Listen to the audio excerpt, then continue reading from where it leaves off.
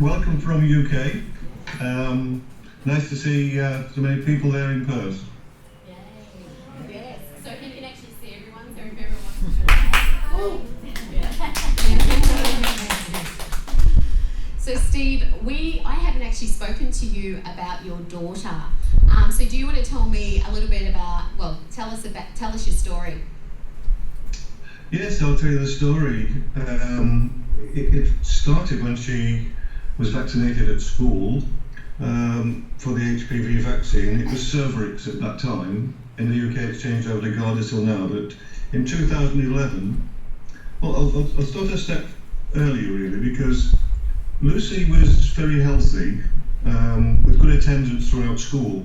She was a star pupil, expecting to get 13 GCSEs, A stars and nothing less.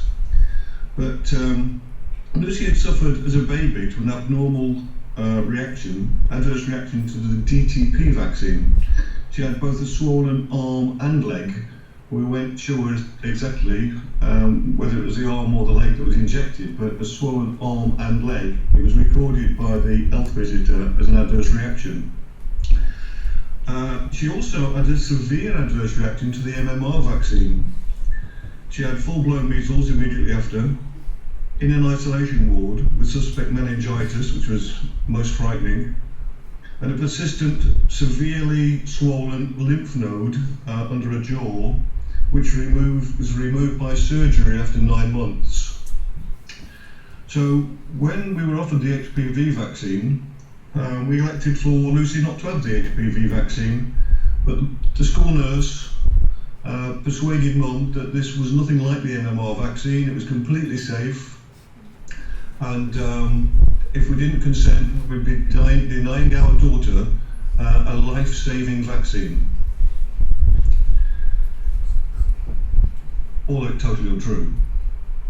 We find out afterwards. After the first dose, Lucy received 3 doses of the vaccine. After the first one, we never really noticed any adverse reaction. After the second dose, Lucy attended the GP surgery with symptoms of feeling tired and aching joints, but didn't suspect that these were suspects at that time. But this became obvious with the third dose. The third dose was 6 months later, on the 4th of May 2011. She immediately felt unwell. Her mum called to collect from school within 2 hours of being vaccinated. Over the following weeks, Lucy was always tired, felt cold, and lost 1 stone in weight. She wanted to go back to school because it was time of exams and she was a very serious student, so she really pushed herself. But after 2 months, she collapsed, totally fatigued, constantly tired, feeling cold, sore throat, abdominal pains, and severe headaches, bruising over the lower ribs. The GP thought the liver and spleen were enlarged, tender over the appendix. He suspected glandular fever, but all results were negative. Attending hospital was all test negative. Symptoms continue, sleeping most of the time. 1 month later, she lost her balance and coordination and was immediately admitted to hospital. Her arms and legs were flaying around, and she couldn't walk properly without support.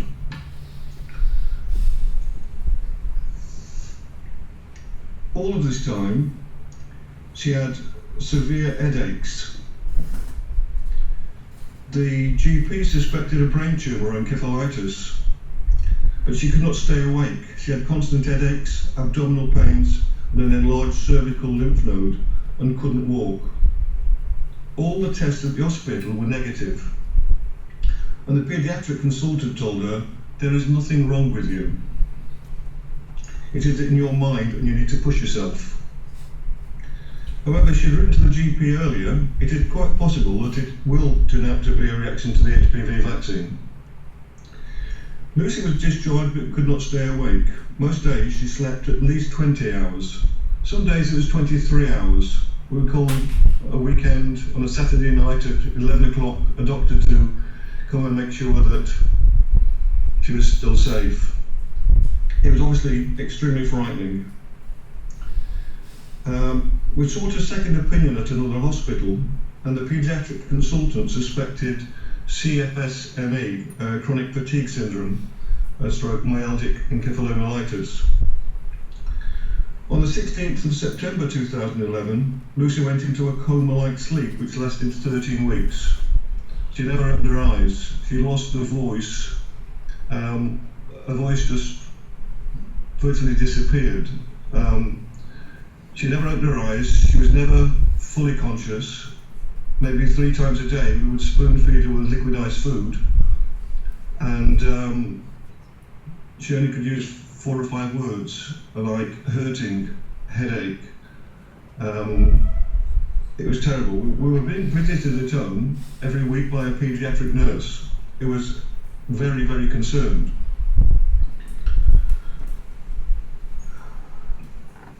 She stirred when needing medication. She thrashed around and in her sleep.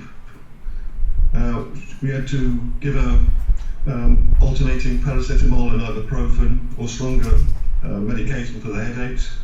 We always put a cold patch, one of these gel pads, on her head for the severe headaches. The coma-like sleep lasted 13 weeks.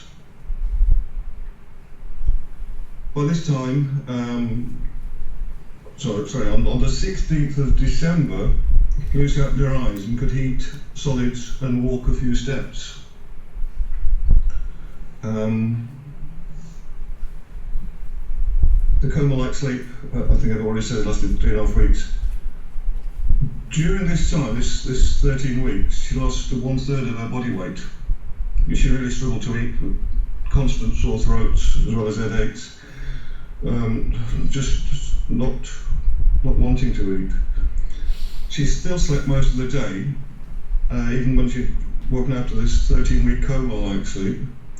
Her voice still didn't come back until the middle of January. We had a Skype consultation with Dr. Byron Hyde, a Canadian CFS-ME specialist, and he stated Lucy obviously has encephalitis, probably encephalitis lethargica, but the paediatric consultant repeatedly refused to do the proposed blood tests to determine this. She also refused to refer her to a neurologist or endocrinologist.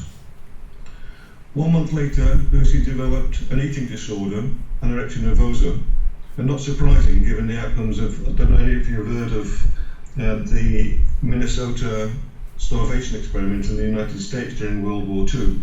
There were so many prisoners of war that volunteers, that I forget what the word is now, that the people that didn't want to volunteer to go into fight in the war in the army abstained. That some of them volunteered to be reduce their body weight to see how they react, and it sent them crazy, and some of them developed anorexia nervosa. She still had the CFS-ME-like symptoms and needed regular daytime sleeps. A psychiatric consultant was totally unhelpful, and within 3 months referred us to social services. We were investigated for safeguarding fabricated or induced illness, which is a modern word for Munchausen syndrome by proxy. Over a period of 10 months we were investigated.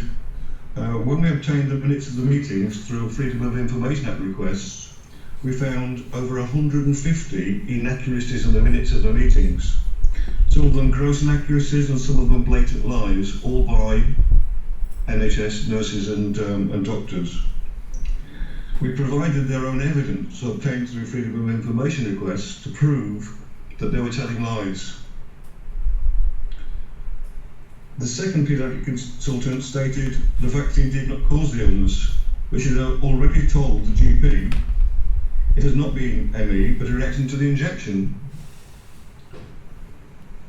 All complaints have been stonewalled by the NHS and Department of Health. Almost every step we find a culture of delay, deny and defend. We did attend the clinic in Paris in 2013, but again the paediatric consultant couldn't look beyond anorexia nervosa, even though the consultant radiologist found a brain irregularity on the MRI scan. After 4 years, Lucy was still sleeping 12, 16 hours a day. And for several weeks in 2014, she had a relapse and she was sleeping 22 hours a day again. It didn't get better. There was a gap between children's services and adult services for psychiatric support. There's a 6-month gap delay, and Lucy gave up and stopped eating. And we had to take her to hospital to be tube fed.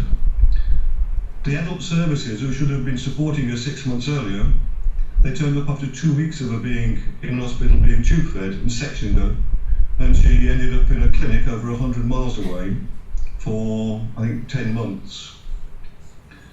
Initially, she went to a local clinic for 4 or 5 weeks, and the nurses and doctors there were quite sympathetic towards her sleeping problems, would allow her to wake up for breakfast and then go back to sleep and then wake up for lunch. But when she was at the clinic 100 miles away, the 3 senior nurses ignored the consultant and they made her ME much, much worse. They would come in early in the morning, open the curtains, the bright lights, noisy, banging, get up, you lazy thing, you're coming into the restaurant for your breakfast. You're not going back to sleep. We absconded her after 4 weeks because she'd actually volunteered to go in at that time.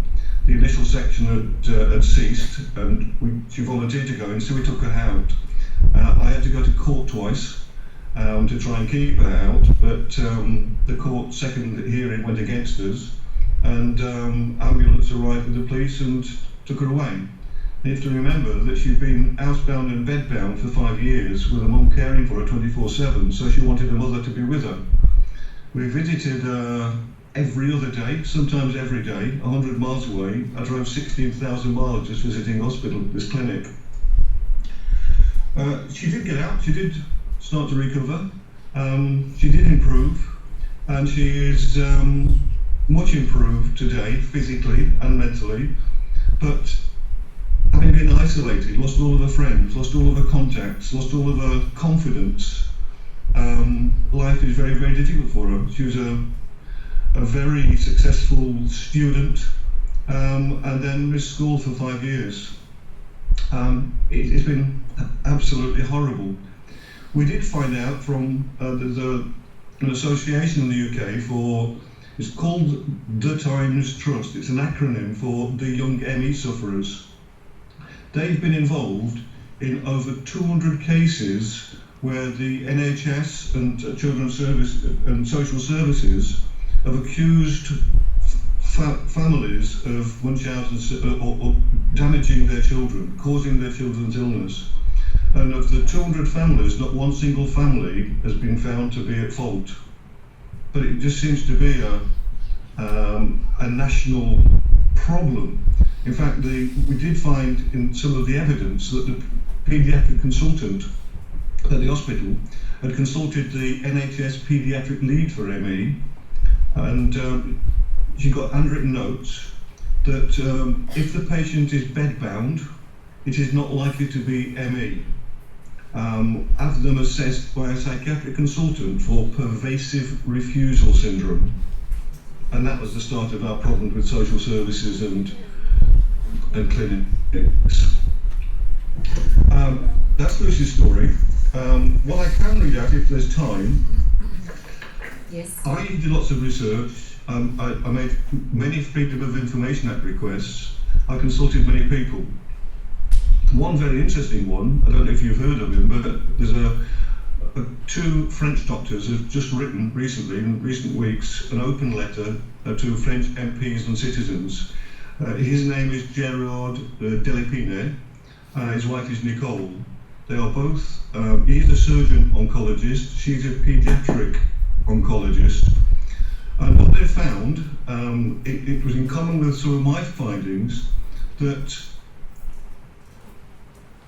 cervical cancer cases, incidence of cervical cancer, in countries that have adopted the HPV vaccine, the cases amongst the young women in the population, typically 20 to 24-year-olds or 24 to 30-year-olds, incidence of cervical cancer is increasing.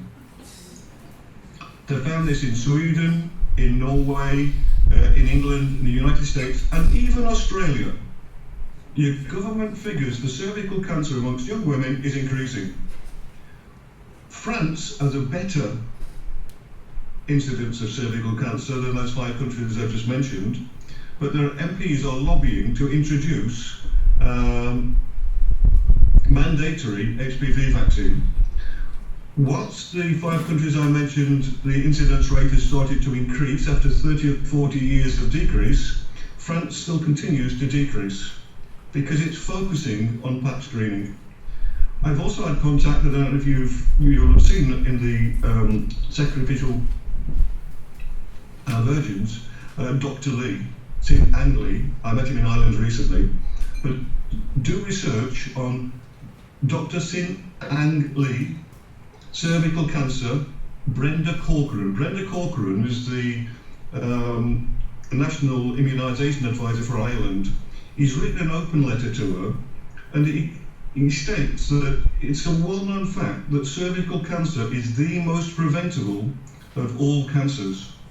It is typically almost 100% a disease of people that are either irregular or don't get screened. So it's almost 100% preventable. Have I got 2 or 3 more minutes longer? Or Steve, we do have a really, really cramped schedule tonight, but what I would like to know is I want to know about the organisation that you've created. So can you tell people how to find it and what you do? I met people, contacted people from newspaper reports of girls and families that had been affected by the vaccine. I eventually came across Frida Birrell, who is a director of Same Vax, who lives in Scotland, and together we formed the UK Association of HPV Vaccine-Injured Daughters, AVID. We now have 540 members. 2 years ago, the European Medicines Association did a review of the HPV vaccines because Denmark in particular was complaining about POTS, postural orthostatic tachycardia syndrome, and Japan, not in Europe, but had been making many complaints about chronic regional pain syndrome, CRPS. We did a review of our first, we got 100 questionnaires from our members, and we did a summary of those reviews and sent them to the EMA, but they totally discounted them. And I thought, let's just read 1 or 2 of the comments. I've got 18 or 19 case histories here where the reaction to the vaccine was almost immediate, within 24 hours. I'll just read you some of the headlines. The first one is my daughter's, which have already completed all 3 doses. Symptoms started after first and second dose. Symptoms started less than 2 hours after the 3rd vaccine. Initial flu-like symptoms: fatigue, feeling cold, abdominal pain, joint pain and clicking, back pain, cold extremities, bruises easily, irregularity on cranial MRI scan, unable to walk for 3 years, unable to stay awake, sleeping 22, 23 hours a day, coma-like sleep for 13 weeks, unable to wake herself for 18 months, total loss of appetite, constant retractable headaches for 4 years, frequent urine infections. She was confirmed diagnosis, we had to go privately, severe CFSME. It took us 4 years to get a confirmed diagnosis. Referrals for POTS or CRPS assessments have never been made, despite reminders over the last 12 months of the doctors. But I'll just read you some of the headlines of the other girls. Refused the 3rd dose because of adverse reaction to 1st and 2nd doses. Symptoms started 7 to 14 days after the 1st dose. Had immediate worsening of health after the 2nd dose. Another case history. Had the 1st and 2nd doses, refused the 3rd dose. Symptoms started the same day as the 2nd dose. Refused 2nd and 3rd doses because of adverse reaction to 1st dose. Symptoms started on the same day as the 1st dose. Refused the 3rd dose because of reactions to the 2nd dose. Symptoms started within 24 hours of the 2nd dose. Became dizzy, fatigued and experienced blackouts immediately after the 3rd dose. Despite flu-type symptoms after the 2nd dose, stiff, swollen and sore arm after 2nd dose, flu-like type symptoms within 24 hours of 2nd dose, and other symptoms appeared after the 3rd dose. Despite symptoms after first dose, symptoms started on the same day as the first dose and got worse with each subsequent dose. Yeah, it's The doctors disgusting. and nurses kept telling them that it wasn't an adverse reaction, it was a coincidence. So Coincidence the within symptoms 24 just got hours. worse with each dose. Yeah, that's heartbreaking. That's heartbreaking. Steve, we do have to keep Symptoms after the going. first dose and more severe after the second dose. There's about 20 of those case histories. So if there are any opportunities for any questions, or would anybody like to raise any questions? Yeah, look, Steve, we're actually doing a Q&A with Joan and Brandy and Norma afterwards. So Okay. I really Yep. wanted to hear your story tonight because we hadn't heard it. So Australia doesn't know your story. We now do. And it's absolutely heartbreaking. And I just want to thank you for all the work that you do for all the other girls out there that have had the same experience as your daughter. And I think our blessings go to you and love what you do. And yeah, thank you so much for coming on.